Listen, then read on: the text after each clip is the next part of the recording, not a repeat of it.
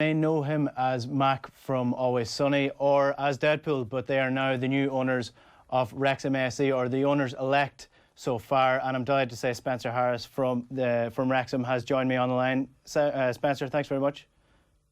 Hi, nice to meet you. So can you just chat to me a little bit about how this all came about? Because this is all a bit weird from our perspective, looking in. Well, so I first got some contact from actually from the CEO of Portsmouth Football Club, asking me if I'd be interested in talking to somebody about investment into the football club, and they put me in touch with an investment bank in New York who talked to me about some people who were interested in investing, but couldn't say who they were at that point, other than they were extremely rich and famous people, and they were interested in hearing more about Wrexham. So I had some conversations, as we always do, on behalf of, we're community owned at the moment, on behalf of our members, and had those discussions over a few weeks just to talk a bit more about the club, its potential, what it does, where it is both on and off the pitch. And then we got into NDA and got introduced to Ryan and Rob, and the rest is history. So talk to me a little bit about Wrexham's ownership model then. It's a fan-owned club, is it? Or a fan? Yeah, we're a fan-owned.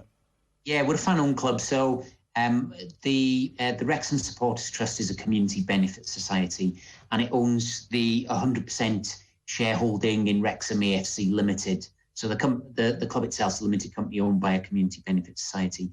We took over the club back in 2011. It had been relegated out of the Football League some 4 years before, and our owners had unfortunately run up some significant debt and had to sell our ground, our training ground, and all of the land around the stadium to service some of their debt.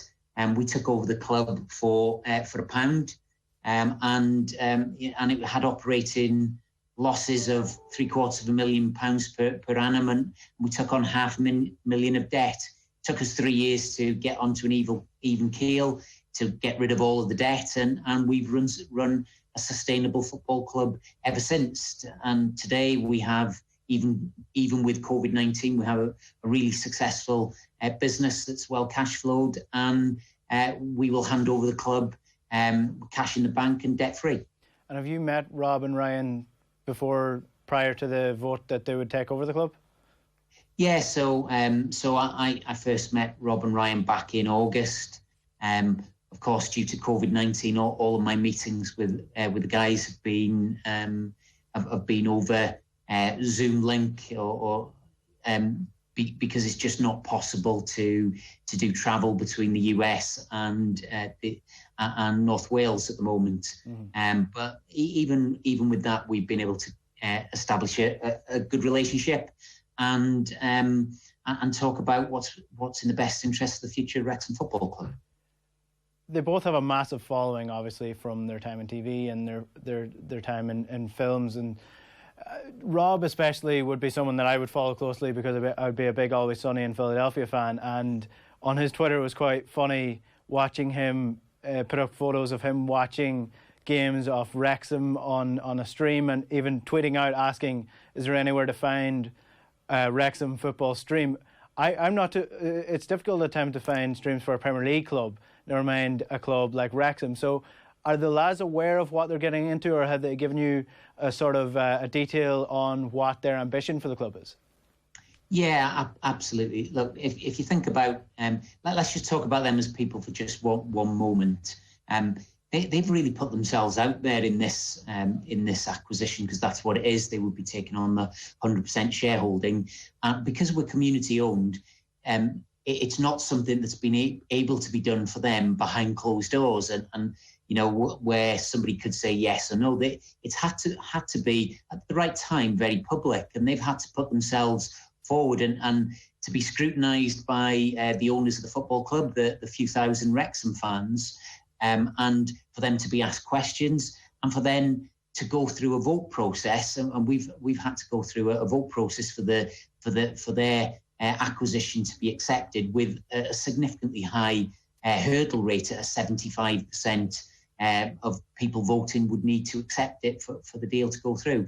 So that shows you how committed and serious the guys are. So that's the first thing I would say on the matter, really. And I think it was around about 95% that actually voted in favour of it, right? So we've had to have two SGMs. The first was to ask members to give them the outlined terms of the deal and say, are you happy for us to continue discussions? So we held that back in September.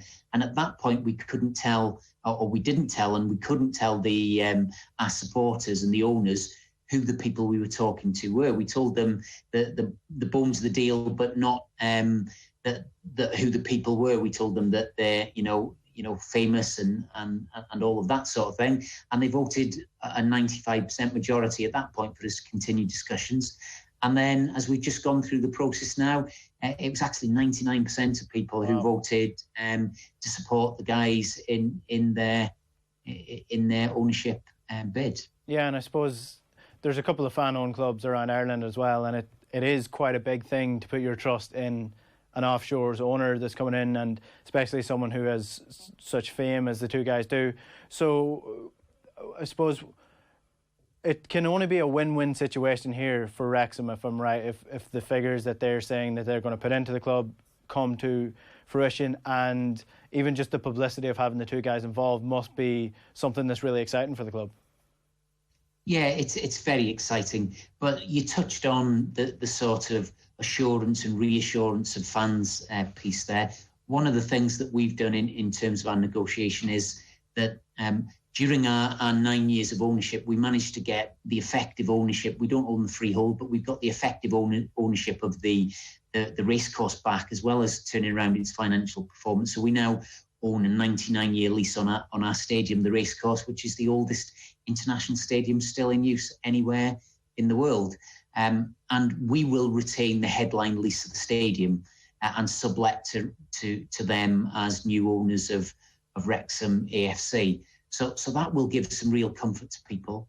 And also what will give comfort to people is that we've agreed and as contractually obliged that should they want to make some changes to things like club badge or the colours we play in or where we play, all those sorts of things, then they need to come and get approval from ourselves. And that shows you how community focused these guys are and how we're going to work in partnership. Okay, they will be the owners going forward, but we will continue to support them.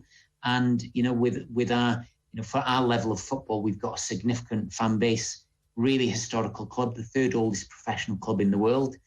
Even at our level of football, we get average gates of around 5,000 fans, and North Wales is a big place to have just one professional club. We've got around 900,000 people in the area. There's a lot of headroom to go at locally for expansion, but of course I think their plans are also to take us international as well. Yeah, and I suppose that all that sounds great, because if you look at previous takeovers, for example, the AFC Wimbledon takeover, the owner owned the lease to the stadium as well. So when the fans wanted to start their own club again, they didn't have that. And also the Cardiff City owner from a couple of years ago, name isn't coming into my head, when he came in and changed all the colours because he had some sort of superstitions around the colour red. So that all sounds really good and promising for Wrexham as well. I suppose before we finish up, then, like, what is the end game here for Wrexham? What's the ceiling? Are you planning on trying to make a move for higher up into the National League, into the League Two, and see where it goes, or is there a ceiling that you think that you eventually would like to get to? Let's see where it goes. I don't want to put too much pressure on early doors, but obviously, they've looked around and they could have bought a football club significantly higher up the pyramid than ourselves. But the reason that they've looked at Wrexham is because it's got the potential to go higher, and also where it is currently. We've been a championship club before, and we have the catchment area to be able to at least sustain at that level. So they're really interested in the journey and moulding, shaping something. They've done that in their careers, but outside of their careers, they built things, and they really enjoy that, and they want to enjoy the journey, and hence why they're coming to us. Ryan's done that with his aviation gin business, and just sold it for 600 million plus to Diageo, right? So that's what these guys enjoy. They're big sports fans, not necessarily great knowledge on football, and they would say that if they were on this podcast themselves. But they will get people about them who do know about football, and they're going to enjoy the ride, and so will we.